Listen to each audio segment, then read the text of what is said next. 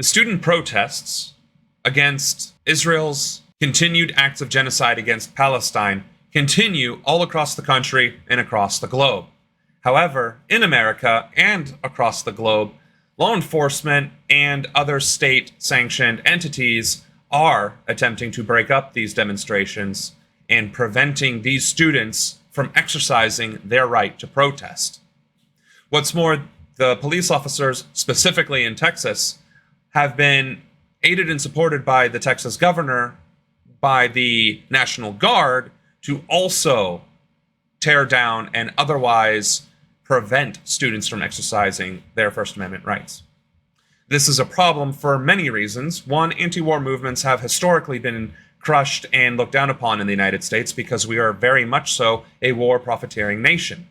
In fact, the military-industrial complex has seen anywhere between 30 to 50% in profits since October 7th, when Israel started decimating Palestinian land, destroying their lives, and committing acts of genocide.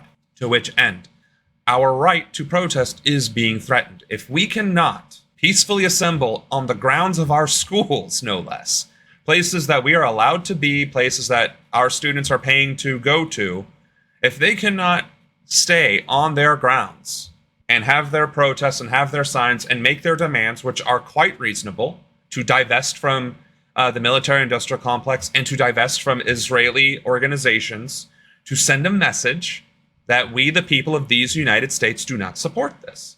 That is the message that these student protesters are sending, and the response of the United States of America, various governors and local municipalities sending law enforcement and the National Guard to put down these protesters, is we will aid and abet and support genocide if we want, because there's money to be made.